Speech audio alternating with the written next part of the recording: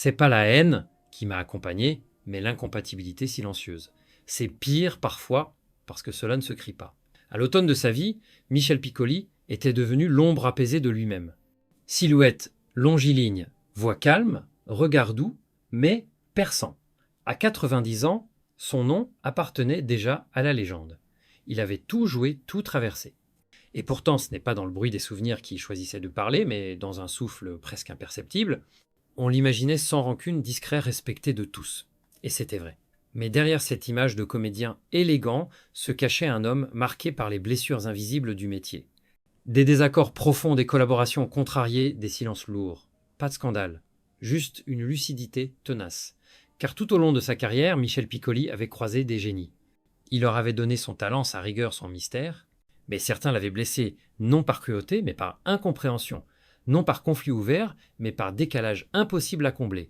Il n'avait jamais hurlé, il n'avait jamais dénoncé. Mais à la fin, il avait décidé de dire. Dans une interview crépusculaire sans colère ni regret, il a confié « Il y a 5 artistes que je n'ai jamais pu voir en peinture. Des noms immenses, des monuments. Mais pour lui, des failles. Aujourd'hui, nous allons les nommer, l'un après l'autre. Non pour les juger, mais pour comprendre ce qu'un homme, comme Michel Piccoli, ne pouvait tout simplement pas supporter. Numéro 5, Brigitte Bardot, 1963, Le Mépris. 2 univers que tout oppose sont réunis devant la caméra de Jean-Luc Godard, Michel Piccoli et Brigitte Bardot. Lui, acteur discret, façonné par le théâtre, attaché à la psychologie des personnages. Elle icône de beauté, star planétaire, phénomène médiatique. Dès les premières scènes, quelque chose coince. L'alchimie ne prend pas. Pas de tension visible, mais une distance, une gêne artistique. Bardot rayonne, impose sa présence. Piccoli lui cherche la justesse intérieure, le sous-texte. Il ne trouve face à lui qu'un éclat trop fort, trop extérieur. Il dira plus tard, elle appartenait à un autre monde. Un monde où le cinéma est affaire d'images, de lumière, de désir. Pour Bardot, la caméra est une amie. Pour Piccoli, un témoin discret. Sur le plateau, il sent qu'ils ne parlent pas la même langue. Il observe. Il respecte. Mais il reste en retrait. Les scènes entre eux sont froides, tendues. Elle improvise avec son aura. Lui cherche un point d'ancrage. Godard capte ce déséquilibre, l'utilise même.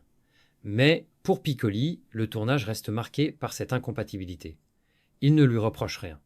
Elle n'a pas été injuste, seulement lointaine, inaccessible, trop solaire pour le rejoindre dans ses silences. Elle représentait à ses yeux une dérive du cinéma, celle du culte, de l'image, du star system, de l'icône vidée de substance. Non pas qu'elle manquait de talent, mais elle n'avait pas besoin de jouer pour captiver. Et ça, pour Piccoli, c'était une forme de trahison de l'art. Il dira presque mélancolique, elle brillait trop pour me voir. Brigitte Bardot, dans sa mémoire, restera l'exemple parfait de ce que lui ne pouvait pas être. Ni jugée, ni haïe. Simplement, incomprise. Numéro 4, Grammaire Depardieu. Quand Michel Piccoli rencontre Gérard Depardieu sur un plateau, le contraste est immédiat. 2 mondes, 2 manières d'habiter l'espace, 2 visions de l'acteur. Piccoli discret cérébral construit ses rôles dans le silence, la retenue, la densité. Depardieu lui déborde. Il surgit. Il envahit l'image. Il est instinct, énergie, chair. Lors de leur première vraie collaboration dans La Vie, est un roman d'Alain Resnais-Piccoli, comprend vite que la cohabitation sera difficile. Là où lui cherche la nuance, Depardieu explose. Il occupe tout le son, l'espace, le regard du spectateur. L'équilibre de la scène bascule. Il ne s'agit pas de conflit ouvert, mais d'une gêne constante. Une tension silencieuse. L'un retient, l'autre déborde. L'un chuchote, l'autre rugit. Piccoli s'efface malgré lui. Il confiera plus tard, avec Depardieu, on ne partage pas, on résiste. Il ne le déteste pas. Il l'admire même pour sa puissance. Mais il se sent étouffé, englouti. Il n'y a pas de complicité possible, pas de regard échangé qui nourrit la scène. Juste une juxtaposition de forces opposées. Piccoli se sent seul, isolé, comme s'il devait se battre pour exister. Il dira Depardieu est un soleil aveuglant. Moi, je suis une lampe d'ombre. 2 façons d'être, 2 philosophies. Aucun terrain commun. Piccoli ne lui en veut pas, mais il sait que face à lui, il perd ce qu'il protège le plus, sa liberté intérieure. Gérard Depardieu, pour lui, n'est pas un adversaire. Mais un acteur dont la présence empêche l'autre de respirer. Numéro 3, Maurice Pialat. Après avoir affronté l'austérité cérébrale de Godard et l'autorité sèche de Buñuel, Michel Piccoli, croise un autre type de tempérament, Maurice Pialat. Le choc n'est pas seulement artistique, il est humain, presque viscéral. Pialat est connu pour son réalisme cru, son absence totale de compromis, son cinéma à vif. Il tourne sans filet, cherche l'émotion brute, impose le chaos contrôlé. Pour lui, les acteurs doivent se jeter dans la scène comme dans une arène. Et tant pis si l'âme y laisse des plumes. Piccoli lui vient d'un tout autre monde. Il respecte les textes, la lente construction du personnage, le silence habité. Il ne supporte pas l'agression permanente, la violence comme méthode. Quand leurs chemins se croisent, les tensions sont immédiates.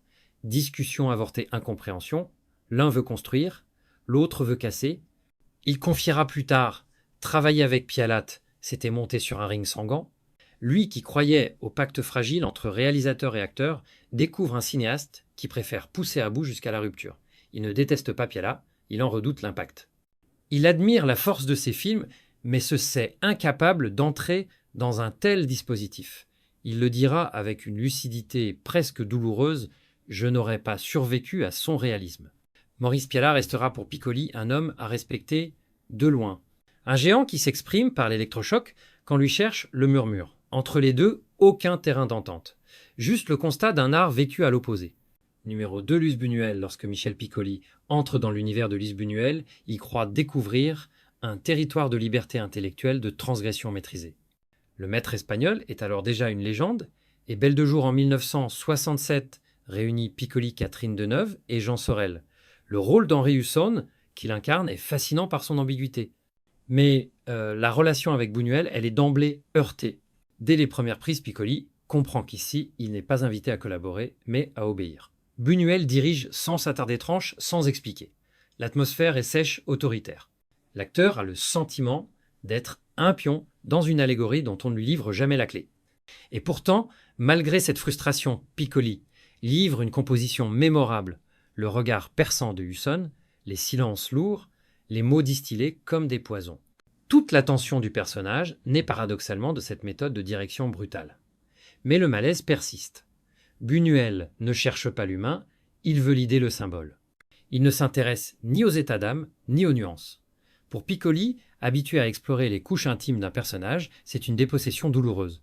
Il dira plus tard, avec Buñuel, on ne jouait pas, on obéissait. Malgré cela, il revient travailler avec lui le charme discret de la bourgeoisie, puis le fantôme de la liberté. Il admire l'intelligence du réalisateur, son humour noir, son regard acide sur la société. Mais à chaque tournage, la même frustration renaît. Buñuel ne dirige pas ses acteurs, il les place, il les pense comme des figures, et Piccoli, homme de chair de silence et de doute, se sent réduit à une silhouette. Une fois il murmure, Buñuel dirigeait les acteurs comme des meubles. Il le disait sans rancune, mais avec une amertume réelle. Il ne contestait pas le génie. Il souffrait simplement de ne pas avoir été écouté, accueilli comme un partenaire de création. Lui, Buñuel, restera dans sa mémoire un monument, froid. Un esprit brillant qui ne regardait jamais l'homme derrière l'acteur. Numéro 1, Jean-Luc Godard. En 1963, Michel Piccoli accepte le rôle de Paul Javal dans Le Mépris, sans savoir que cette expérience marquera à jamais sa relation avec un certain cinéma. Il joue aux côtés de Brigitte Bardot, sous l'œil distant et analytique de Jean-Luc Godard, figure centrale de la nouvelle vague. Le film est devenu mythique, une esthétique solaire, une musique lancinante, des silences pleins de tension. Mais derrière la beauté apparente Piccoli vit un tournage glacial. Godard, fidèle à sa méthode improvise, déconstruit, donne des indications sèches, parfois contradictoires. Il ne cherche pas à rassurer. Il pousse, il provoque. L'acteur lui cherche la construction, la précision, le sens. Il ne trouve que désorientation.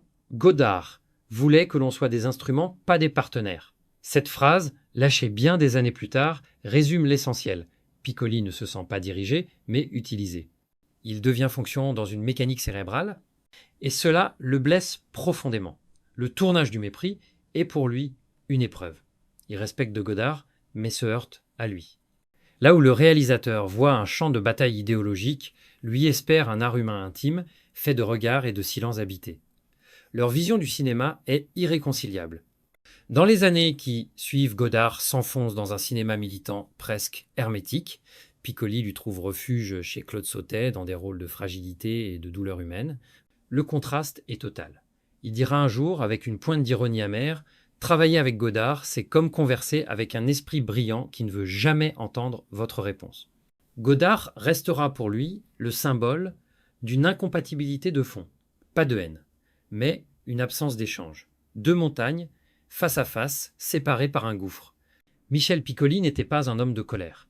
Il ne criait pas ses vérités, il les murmurait.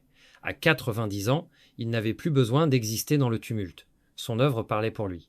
Mais au crépuscule de sa vie, il laissa passer une dernière confidence. Non pour blesser, mais pour nommer ce qui n'avait jamais pu s'accorder. Godard, Buñuel, Piala, Depardieu, Bardot, 5 noms parmi les plus grands, 5 monuments. Mais pour lui, autant de fractures, non pas des ennemis, des malentendus, des dialogues avortés, des regards qui se sont jamais croisés vraiment. Il ne les a jamais attaqués, il ne les a jamais oubliés non plus, il n'a pas cherché à les effacer, seulement à les tenir à distance. Par pudeur, par lucidité. Il confiait: on ne choisit pas toujours les voix qui nous touchent, parfois on les entend, et elles nous blessent. Ce qu'il laissa derrière lui, ce ne sont pas ses incompatibilités, mais des personnages inoubliables. Des rôles habités fragiles, bouleversants. Une présence unique, faite de silence et de densité. Mais dans un souffle, il nous rappela que derrière l'élégance, il y a parfois de la douleur. Que dans la lumière persistent des ombres, et que même les plus grands ont leurs absences, il ne les a pas haïs, il les a effacés.